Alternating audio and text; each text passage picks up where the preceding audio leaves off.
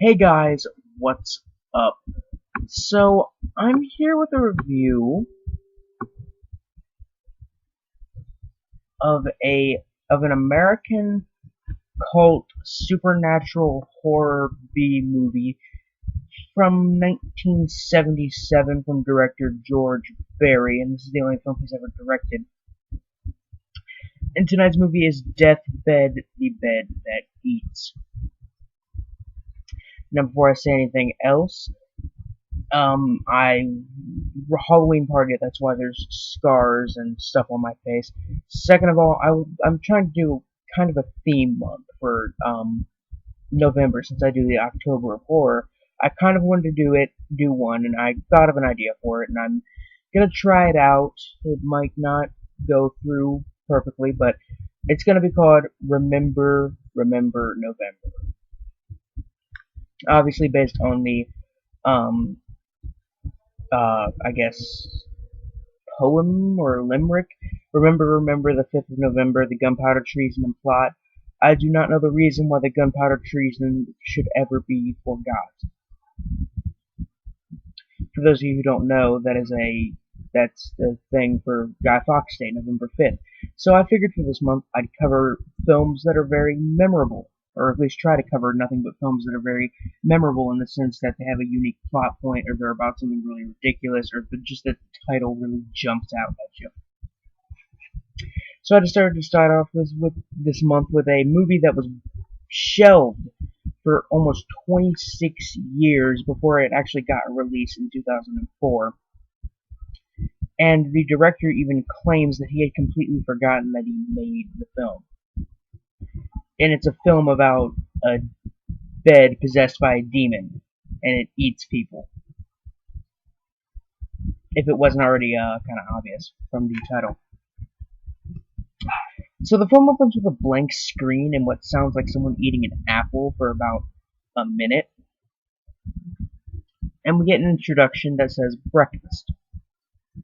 We see a house and a fireplace and a room with the bed and a painting of the bed and an artist who is stuck in limbo because he was eaten by the bed and he's actually stuck behind the painting, which is his painting, in limbo.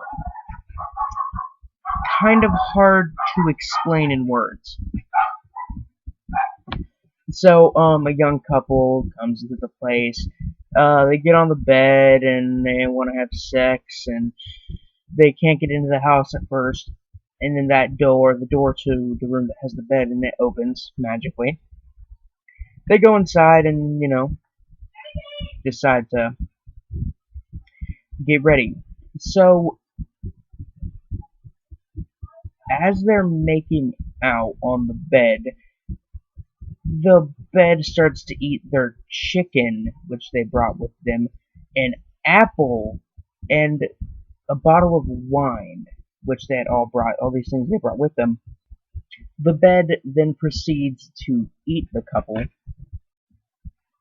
while, it kind of pulls the curtains and eats them so you don't see it.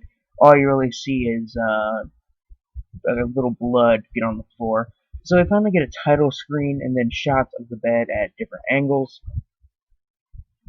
and somewhat of a backstory to the bed, like why the bed was abandoned in this house. A few shots of some stuff with some narration of the artist, um, talking about how the bed is very gluttonous and greedy, and it usually goes a long time without eating because it won't let its meals last. Um, so then we get three people, one of them being a real estate agent or whatever who's wanting to stay at the house, the other being her friend, and the other one being her other friend who is sick. And they find the place, and we get more narration from the artist as well as the sick chick. And the bed is like bleeding, I guess, in one scene. And the sick chick decides, hey, I'm gonna go to sleep while you guys go out on a nature walk. Great idea. And for a brick house with painted windows and no lights in it whatsoever, this room has great lighting.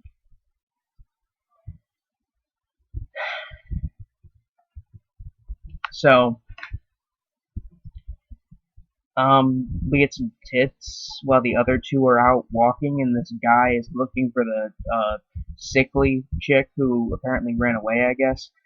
Um, while the other two, while she has nightmares, while she's sleeping on the bed, the bed makes her have nightmares about eating bugs, and she eats one, and that's a little gross, I guess. And then it strips her and eats her and the flowers she had brought with her, and the cross around her neck, but pulling it down to where the chain would be around her neck, and then like trying to cut her head off with it. And it does eventually draw a bit of blood, and then it just eats her. So, yeah. And then her hair and bones are left behind in the bed. That's kind of cool. And that's kind of where I stopped typing because I was only about halfway through the film at that point.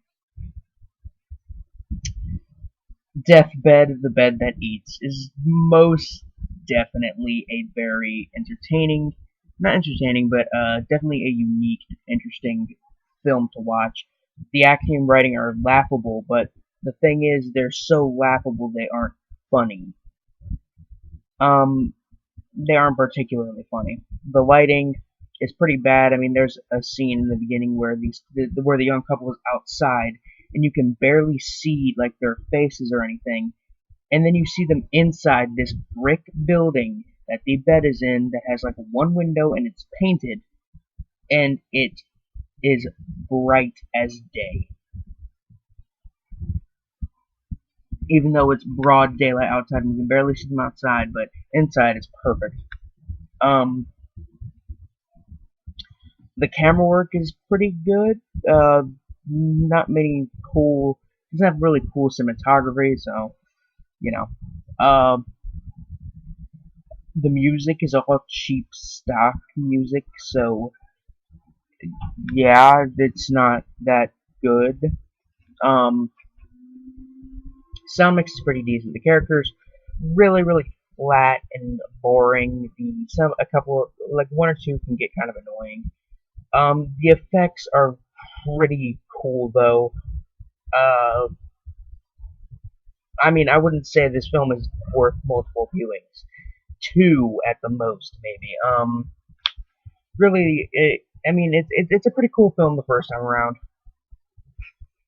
But I get the feeling after watching it that the more you would watch this one, the more it just becomes really not as cool or as entertaining as it was the first time.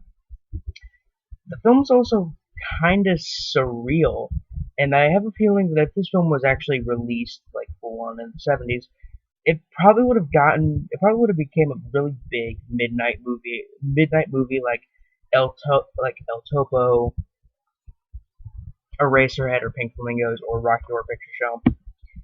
Um, Although it does get a bit boring at times when like even though you get the backstory to the bed after a while, slowly throughout the film, those parts can get a bit boring because the way they portray the backstory is just like shots of stuff with the narrator, with the artist who is in limbo, which is behind the painting in the brick building, narrating it. On the gore meter from 1 to 10, 1 being something like The Corpse Grinders, and 10 being something like Brain Dead. Deathbed is maybe a 1 or 2. I mean, there's a pretty good amount of blood, more than I definitely a lot more than I expected. Um,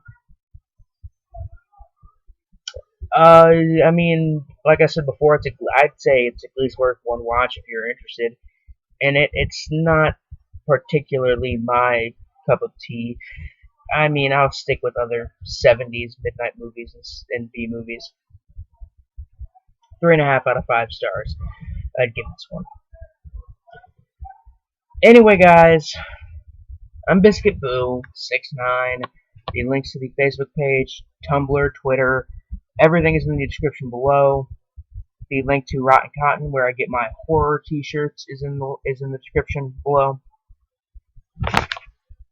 Anyway, guys, I'm signing off. Peace.